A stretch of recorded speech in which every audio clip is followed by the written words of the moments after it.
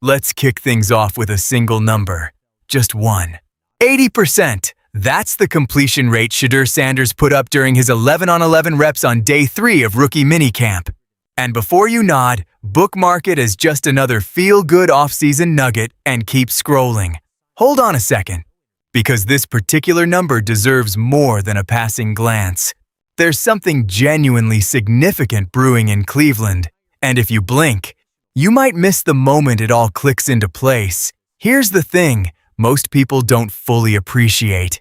The vast majority of quarterbacks who walk into their first professional evaluation aren't strutting in with swagger. They're tiptoeing in on eggshells. And honestly, nobody should hold that against them. The jump from college football to the NFL isn't just a step up, it's a completely different world. Even the guys who lived in the film room, who ran the same route concepts 1,000 times in private workouts before anyone was watching, still get hit like a freight train by the sheer mental load the professional game demands. Think about what they're suddenly dealing with. Defensive rotations moving at a pace they've never seen. Coverage shells that look one way before the snap and then morph into something entirely different the moment the ball is live. Half a second later, everything has changed. And the timing windows? We're not talking comfortable, catchable spaces anymore. We're talking fractions of a second where the throw either has to come out clean or the moment is gone forever. It's genuinely overwhelming, and coaching staffs across the league know it. They actually plan for it. Early evaluation periods are specifically structured to see how a young quarterback handles that storm, not to watch him dominate it, just to see if he can survive it without completely unraveling. That's the bar. Don't fall apart. Show us you can manage the chaos. Shedeur Sanders, apparently, didn't get that memo, because he didn't look like someone managing the transition. He looked like someone who had already finished managing it before he ever set foot in the building. And I want to be crystal clear, that distinction isn't just a clever analytical observation. It's the entire difference between a developmental prospect and a player who is genuinely ready right now. One guy is learning to swim. The other one showed up already knowing how to breathe underwater. Quick pause. I'm doing my absolute best to dig into every detail and bring it to you as clearly as I can. If you're a diehard Browns fan like me, drop a like and a comment below. Honestly, I believe this is the year we finally get to the Super Bowl stage. And I'd love it if you subscribed so you don't miss a single update. Now, let's keep going. Todd Monken made a very deliberate call when he put Shedeur directly into full 11 on 11 competitive group reps on day 1 of rookie minicamp. Not day 3. Not after some gentle warm-up period of individual drills and isolated throwing sessions. Day 1. And I think this decision has been brushed past far too quickly in most of the coverage, because it tells you something important. You don't throw a first-year quarterback into live competitive group work on the opening day of professional evaluation because you're feeling generous. You don't do it because you're running some kind of loose, free-spirited experiment. You do it because you want real answers, fast. You want to test a specific hypothesis about what this player is made of, under actual competitive pressure, against real resistance, before you waste another hour watching sanitized individual drills that can only tell you so much. Monken wanted to watch Shedeur Sanders play real football, and that decision alone tells you something about what Monken already suspected he had on his hands before a single rep was thrown. What he got back, it validated every bit of that instinct. Now let me tell you what those completions actually looked like beneath the headline percentage, because the raw number is the hook, but the substance underneath it is the real story. The specific rep that keeps coming back to me from the descriptions filtering out of that facility. Shedeur's eyes were already moving before the snap, already scanning the defensive alignment, already building the decision in real time so the throw could release cleanly and on schedule, not a heartbeat late. He drifted left, identified where the window was cracking open, and let it go without a moment of hesitation.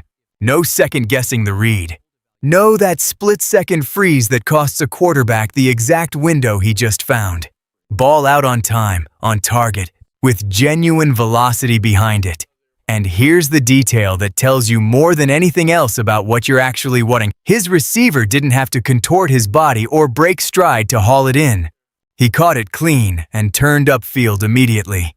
That is not a routine completion.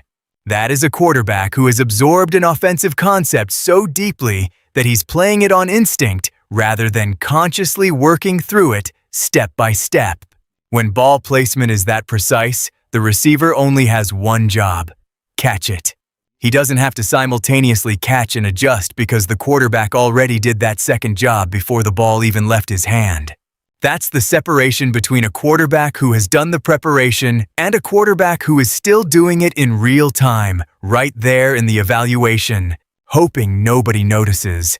The deep ball deserves its own dedicated conversation too, because I've been paying close attention to how the skepticism around Shedeur's vertical game has taken shape in analytical circles. There's been a persistent strain of doubt among certain observers, people who pride themselves on being rigorous and data-driven, about whether he can actually threaten a professional defense down the field, whether his arm can generate the kind of velocity required to create genuine deep ball danger, or whether he'll be forced to live exclusively in the short and intermediate areas where his accuracy and processing speed are already obvious. That's a fair question for any evaluation to ask. But what happened at Minicamp didn't show a quarterback papering over a weakness. It showed a quarterback making an actual NFL-caliber deep throw. Full mechanics, full extension, distance and placement good enough to take the ball away from a corner in trail position who had a legitimate shot at a play. The timing, the trajectory, the touch, all of it combined in exactly the way that tells you this vertical threat is a genuine weapon. Not a situational gamble you dust off once in a while and hope for the best. When a quarterback can reliably stress a defense down the field, it doesn't just create a few extra big plays. It fundamentally rewires the entire defensive calculation. Safeties can't rotate with the same freedom. Linebackers can't sneak into the underneath routes. The whole structure of how a defense deploys has to shift because one more dimension is now demanding their full, serious attention. Cleveland has been starving for a quarterback who generates that dimension. What Shedeur showed on that rep suggests the drought might finally be over. The touchdown on the left side is the play I keep circling back to, though, because it captures something specific and revealing about who Shedeur Sanders is as a football player right now. His body weight was leaning forward into the pocket, not searching for an escape hatch, not flinching at pressure that hadn't even materialized yet. Forward, locked in, processing the left side of the field with a real, deliberate scan. Not a nervous flicker of a glance, but an actual read. He saw his receiver coming open against the coverage, trusted what his eyes were telling him, and put the ball exactly where it needed to be. The catch looked easy. It looked routine. The kind of play that doesn't make the highlight reel because nothing flashy happened on the surface. But that's precisely the point. When a completion looks that routine, it means the quarterback did all the hard, invisible work before the ball left his hand. He placed it where the receiver could catch it in stride and turn upfield in one fluid motion. That kind of delivery requires two things that you cannot manufacture separately or fake your way through: technical precision and genuine conviction.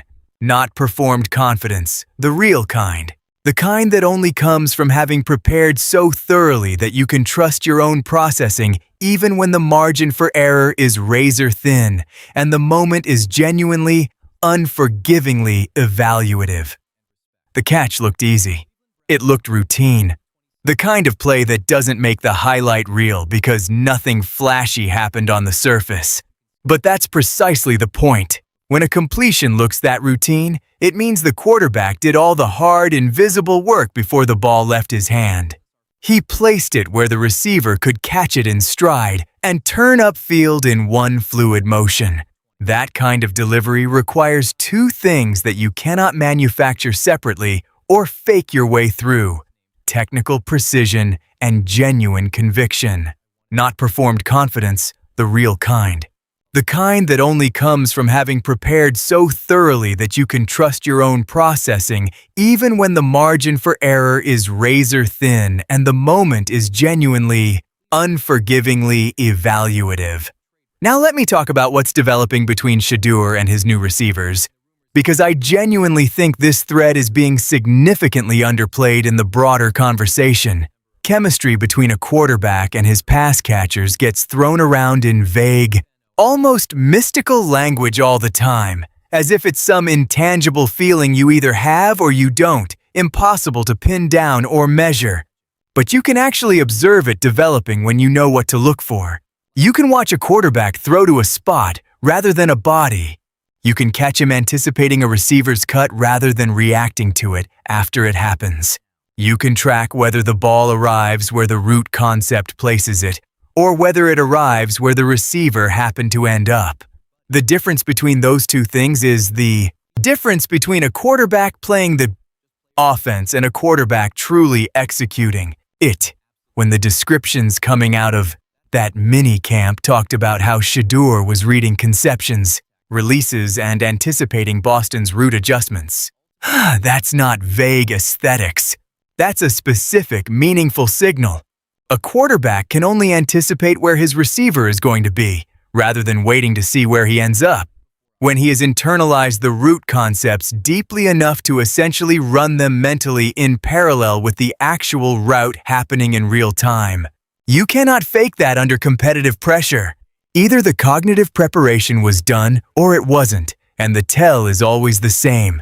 Where does the ball land? Conception's profile as a receiver creates a beautifully complementary fit for what Shedeur does at his best. The quickness, the movement versatility, the ability to manufacture separation on short and intermediate routes through precise footwork and body positioning rather than simply outrunning defenders. These are exactly the qualities that a quarterback who processes fast and delivers accurately needs in his primary underneath option. A receiver who can consistently get open in tight windows is only valuable when paired with a quarterback who can identify those windows quickly enough to actually hit them. Pull either half of that pairing away, and both pieces become significantly less dangerous. Boston provides the contrasting profile, size, physicality, the ability to win contested catches in the red zone and on boundary routes where the quarterback has to trust the receiver to go up and come down with the ball against a real defensive challenge. Those two complementary profiles together give Shedeur the complete toolkit that a well-designed modern passing attack needs to stress a defense across multiple coverage structures simultaneously. Todd Monken didn't stumble into that receiver room. He built it with a specific vision already drawn up in his head, and the quarterback at the center of that vision is doing everything in these early sessions to confirm that the blueprint is worth building, which brings me to Monken himself, because Shedeur's story isn't just about what a young quarterback is doing on a practice field. It's about what a coaching staff is consciously choosing to construct around him, and what those choices reveal about where the real organizational conviction actually lives. Monken walked into Cleveland carrying zero institutional debt to the decisions made before he got there. He owes the Deshaun Watson contract nothing in terms of a starting position. He owes no loyalty to narratives he inherited. His one and only responsibility to this organization is to find the best available quarterback through honest, rigorous evaluation and build the most competitive offense he can around that player. That's the whole job description, and the way he's going about it tells you something very specific about how he reads this situation. The helmet cameras keep coming up, and I want to give this detail the proper weight it deserves. Monken fitted cameras on his quarterback specifically to study their visual processing, the eye movement, the coverage reads, the decision sequence that unfolds in the half-second between reading the defense and pulling the trigger. That is not a standard practice tool. That is specialized observational infrastructure built around understanding how a specific player processes information at the single most critical moment of a quarterback's job. You don't build that kind of infrastructure around a player you're still undecided about. You build it around a player you've already determined is important enough to understand technically at the deepest level possible, because you're personally and professionally invested in that player's development. When I read that Munkin is sitting there after practice watching Shedeur's eye movements on film, I don't see a head coach neutrally supervising an open competition with a genuinely uncertain outcome. I see a coach maximizing his understanding of a quarterback he has already concluded is the cornerstone of everything he's building here. Now let me address Watson directly, because dancing delicately around this reality helps nobody. Watson is not in that facility accumulating the developmental currency that actually matters in a modern offensive system. He is not building timing with conception in Boston. He is not running repetitions within the new system with the new coaching staff. He is not developing the specific synchronization between quarterback and receivers that only ever gets built through consistent, daily, unglamorous work.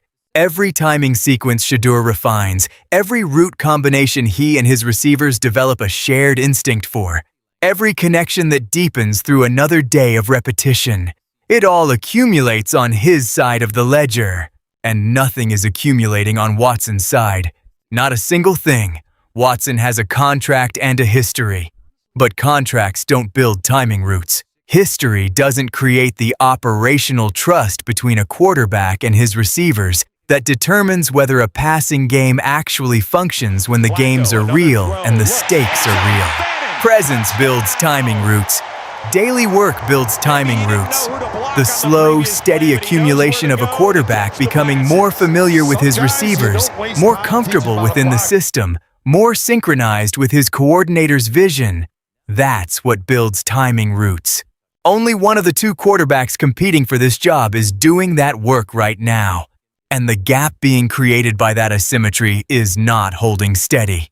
It is growing wider every single day that passes without changing. What Shedeur said after practice reveals something about his psychological makeup that deserves genuine acknowledgement.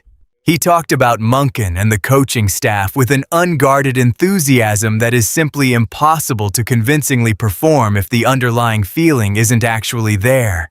He described an environment that gives him what he needs to grow in a way that communicated real specificity, not press conference talking points carefully engineered to sound good, but a player articulating something he has genuinely lived and can describe in concrete detail because he's actually experienced it.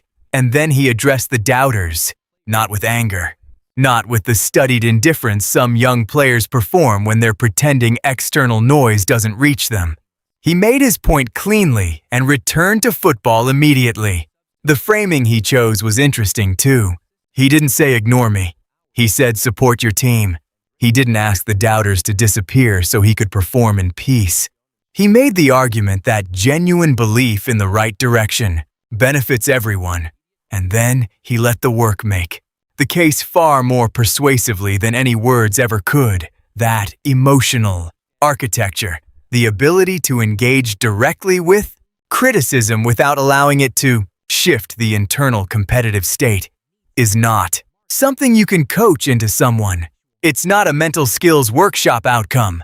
It's the innate wiring of a player who has already processed his external environment and quietly, firmly decided that it does not get to determine his internal direction. So here's the full picture when you pull all of it together and view it as a complete structure, rather than a scattered collection of individual moments. An 80% completion rate in competitive group work on day 3. A deep ball that should have ended the conversation about his vertical game long before now. Chemistry with 2 new receivers that looks genuine and technically grounded rather than simply visually encouraging. A head coach making the kind of specialized analytical investments that signal actual organizational commitment rather than neutral competition management.